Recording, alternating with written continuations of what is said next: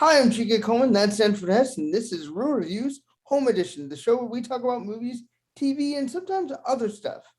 This week, we're talking about two films of relatively the same name with very different directors and cinematic styles. Suicide Squad and The Suicide Squad, starring Margot Robbie.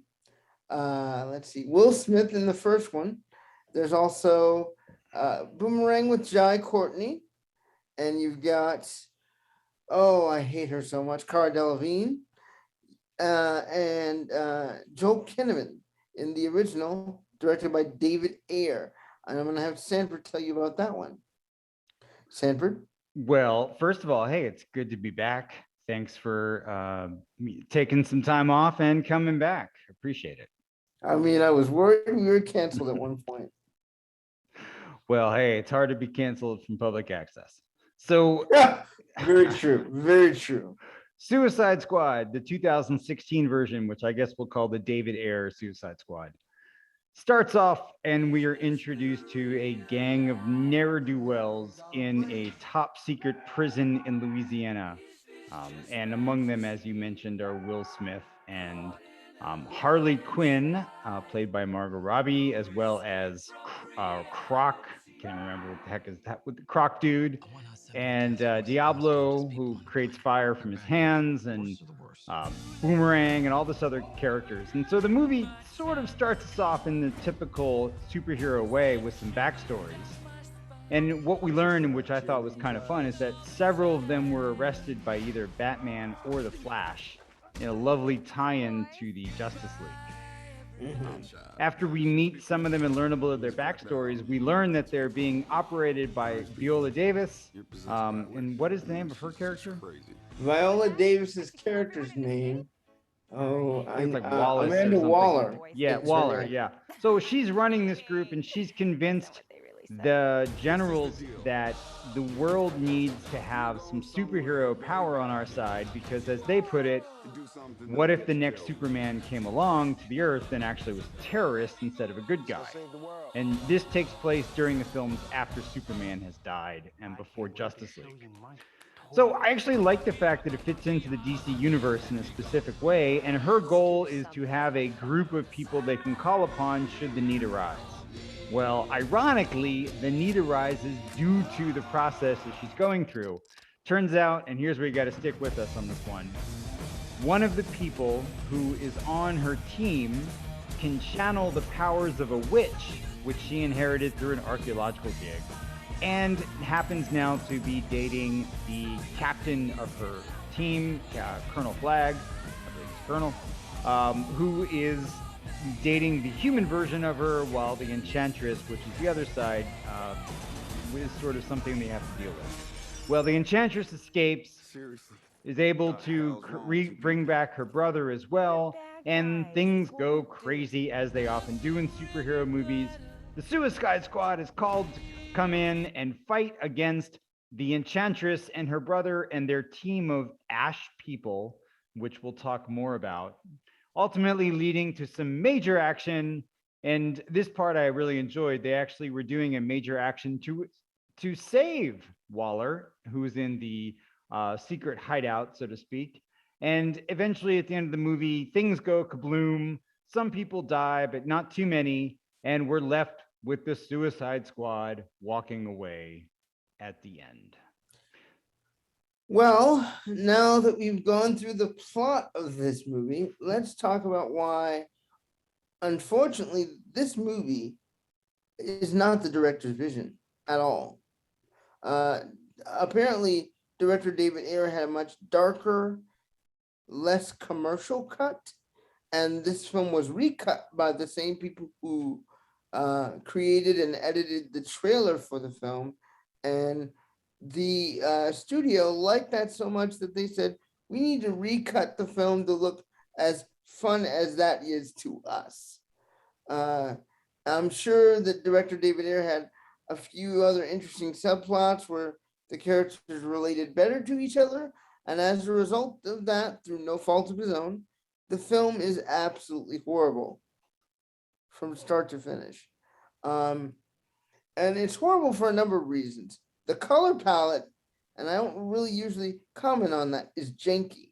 It's gray, it's muddled. You can't really see anything half the time when the Enchantress is doing things, with the Suicide Squad is fighting the what I'm going to call pavement zombies. Yeah, yeah, sure. Um, Well, and it's definitely not the blue, red, and yellow Superman, no doubt. But I would say right, it's kind of closer in palette to some of the Batman movies. I would agree with that. I just don't think they do anything with it to really give it a world that plays along safely with the rest of the DC extended universe that was trying to be created. The real shining star of the movie is Margot Robbie as Harley Quinn, even though she's basically the abused girlfriend of the Joker, and the Joker looks like a 1980s Scarface gangster type, which is very strange. Well, hang on. Uh, Let's pause on that because I realized I forgot to mention the Joker entirely in my summary of the movie. I think that the subplot with the Joker is absolutely my favorite part of the movie, and I like Jared Leto's performance as the Joker. I know last year we watched Heath Ledger as the Joker, and that is an insanely amazing performance. But I like the way Jared Leto's got this take on him. He is crazy. I mean, he is insane, and that drips out of him in every scene. Now he's, I would say, both more controlled and a little bit more insane than Heath Ledger's version. yeah, I would Um, say he's a calculated, a more calculated version of Unhinged. You have no idea what he's going to do at any point. With Heath Ledger's Joker, you knew what his ethos is. With this Joker, you have no idea. but I love his relationship with Harley Quinn. I I, mean, I get and understand that they correctly created a Sid and Nancy prototype with those two that made their relationship make sense. Now, that's pretty much where my positives stop, because none of the characters really relate to each other. And brace yourself, audience. I'm gonna put on my critical thinking glasses now. good, early, early. Okay, so the whole premise of watching a film is enjoyment and to learn something and to grow from it. I didn't grow from watching any of these relationships because everybody was so thinly painted. You knew what the attributes of these people were, but you didn't really get much of the motivators for them aside from Deadshot, who has a daughter that he is technically fighting for. You'll learn later that that's a trope that we use again in our following review. Having said that, there's nobody to really root to live. They don't work together. They kind of do their own individual powers while standing in a group together. That's not a group dynamic, and I don't think Ayer was given the opportunity to create that group dynamic, and that's not his fault. That's the fault of the studio limiting the creativity and the ingenuity of the director. Um, the Well, performances were okay. I didn't find myself wanting to go back and ever watch this movie again. Um, till this week when I asked you to.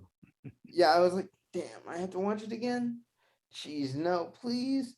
Um, it's lifeless. You can't, like, I'll give you a concrete example of what I mean by that.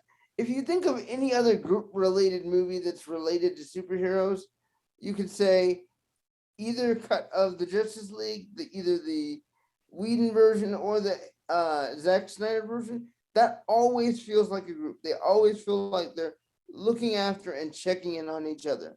For this film, it's just completely disjointed. And why they cast model Cara Delevingne as June Moon and the Enchantress, I'll never know, because it was the most blank performance of the entire film. Right, But and especially, I mean, especially as Moon. I mean, you can't understand exactly what the appeal is with Colonel Flag, and as the Enchantress, yes, she's horrible. I don't think she plays the Enchantress in full like Enchantress mode. I think she just plays white woman version of her, right? Oh, I was going to go even darker than that. She plays the Enchantress like somebody who is high on acid and decided green was the color she wanted to go for the day and raided her best friend's goth makeup closet. Like, there's no personality to either character at all, other than that she loves her brother. Right. Yeah. And that's, as always, my complaint on superhero movies. When they're bad, it's usually because they have a bad villain. And, I feel like, and I never read the comics. I don't know much about the graphic novels of the Suicide Squad, but I got to imagine that there were different issues and stories, and they should have picked a better one to deal with than the Enchantress plot, which is just lame. And worst, this movie spends a good 45 minutes at the end on a sustained battle that is really just blah, and completely could have used that time towards better exploring the characters, more rapport between the characters. Because you're right. I mean, in terms of a group movie and for superheroes, you expect to have some interplay. It's what makes the Avengers movies or the X-Men movies so good, is the interplay between the characters. And this one had very little of that. And I think it was much worse for it. I agree with you completely. We already talked about what would make this movie better. So would you recommend watching Suicide Squad to our audience? Well, I'm going to tee it off like this. Of the two Suicide Squads, it's the one I'd more recommend. Whoa, that's interesting. I didn't see that coming. Okay. With that said, I can say that I strongly don't recommend watching this version of the Suicide Squad because I think you'll go blind trying to see it. It's too dark in color palette. I struggle with it myself. Having said that, we are now going to move on to the reboot, sequel, re-envisioning of it's anything but a Squad, sequel. Entitled The Suicide Squad. This one directed by James Gunn and written by James Gunn directly after he was fired from Guardians of the Galaxy Volume 3, where he was fired because of inappropriate tweets he made years earlier, which Disney read, said, "Oh, this is awful," and fired him, and then realized they were being trolled by the internet in terms of somebody literally targeting Gunn, and rehired him later, but didn't tell the actual viewing public 4 months that, his credibility had been restored. So in between that time, he took on The Suicide Squad. This one, again, stars Joel Kinnaman, Margot Robbie, Idris Elba in the place of Deadshot as Bloodsport, John Cena as, I'm going to say this wrong, the Patriot? I feel like the Peacemaker. Peacemaker, I'm sorry. Yeah. Peacemaker. You've got King Shark, voiced by Sylvester Stallone. You've got Polka Dot Man, played by one of the actors who was actually in The Dark Knight. Let's meet your team. And Ratcatcher 2. And let me see, am I missing any? Oh, Peter Capaldi as a scientist. And so here's the thing. Good to know. The Suicide Squad involves a group of people going to a village called Corto Maltese, where a scientific experiment is being performed in a giant tower on an alien beam. They're there to kill the alien beam and retrieve Colonel Flag and Harley Quinn from being captured by what they're told is bad army men, but what was actually freedom fighters. Meanwhile, there's a dictator that's ruling Corto Maltese who takes a shine to Harley Quinn. I'm not going to tell you what happens there, but I find it very hilarious and funny.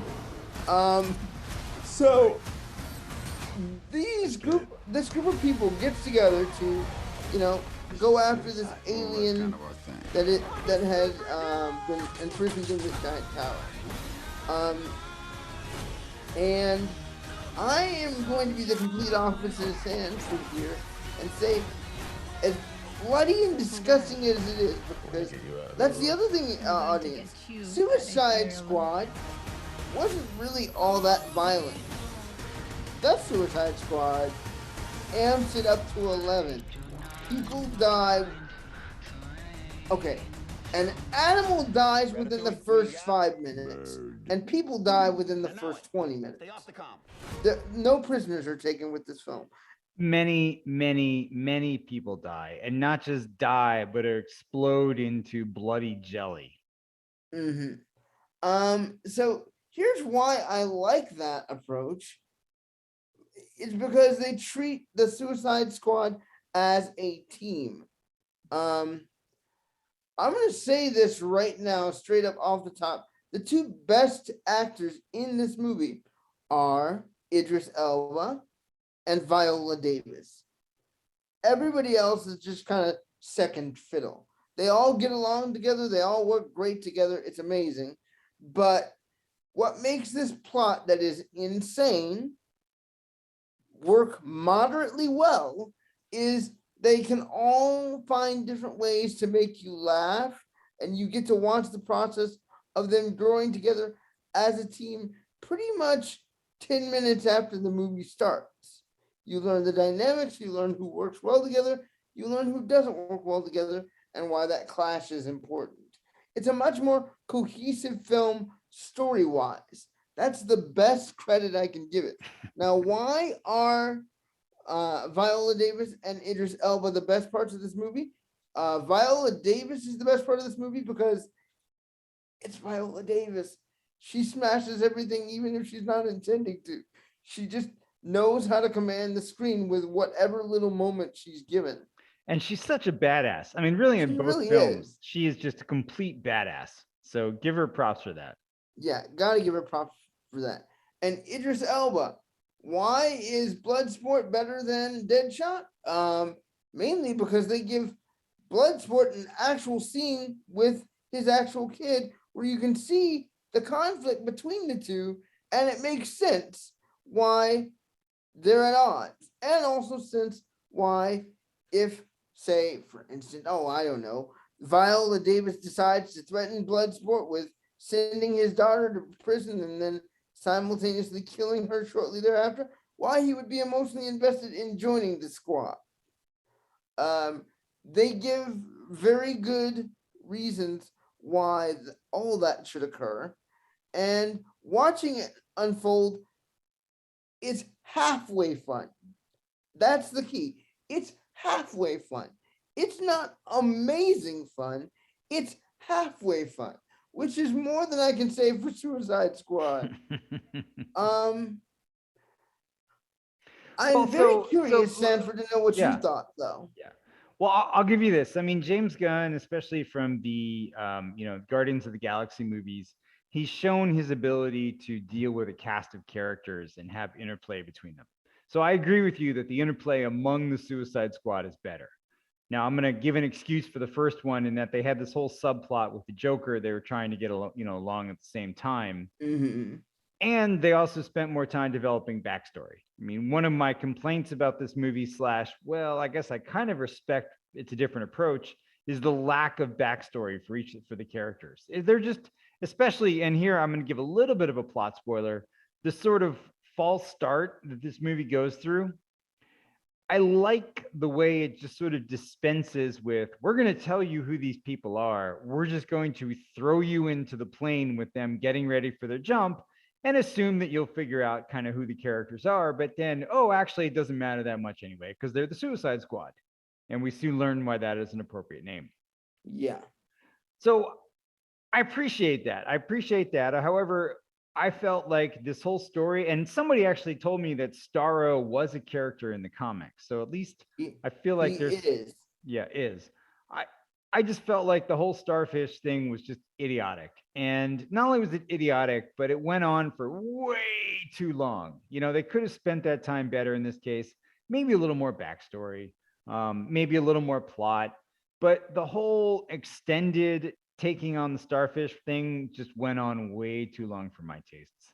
And I felt like at the end, it was just silly, stupid. I don't know. The story didn't really ring it out to me. Not that the story in the first one is that much better, but at least there was a little bit more of things going on with the characters as opposed to here are people, we're throwing them together and launching them against a starfish, which is kind of what the second one was to me. And then I'm sorry, the other part of it for me is the violence. I don't mind some violence, and you and I have seen some relatively violent movies for this show, but the gratuitous bloodiness of this movie just didn't feel necessary. Now, I think one of the things, though, that James Gunn saw in the first movie that he didn't like, which I didn't like either, was the cop out that the first movie had with the pavement people. Did you call them that? Yeah. Yeah. I thought that was a huge cop out. I mean, if you're going to have, be violent on something, you need to, there's some trade off there. You can't just have shapeless forms that you knock into ash.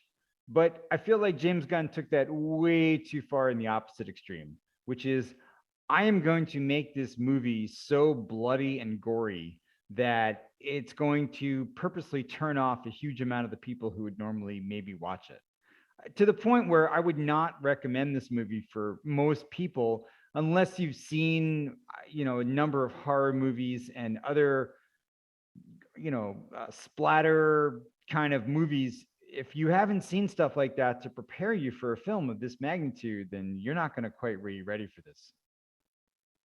Okay, so Yes. I'm putting my film critic glasses back on. Okay. Because I know how to fix this movie. Yes. And it's one very simple, small character change. One simple character change makes the whole movie awesome. And you can probably trim that last big fight scene with Starro the Conqueror by about 5 minutes. Yeah. Peacemaker? Yeah. Have Starro be attached to him the entire time.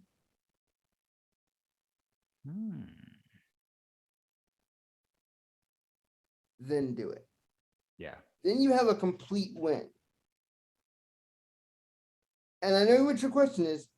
Well, Chike, how in the world does Starro the Conqueror even get into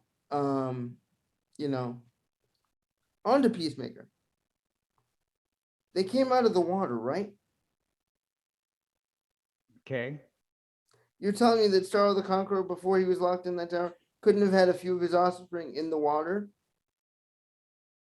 and attached themselves to the underbelly of Peacemaker's costume? Okay. Completely hidden? Wouldn't people notice if Peacemaker had a starfish on his face? No, not on his face. On like his back. In his butt. Oh, that would totally tie into the starfish thing. Oh, that is perfect. That is perfect. The starfish on his starfish.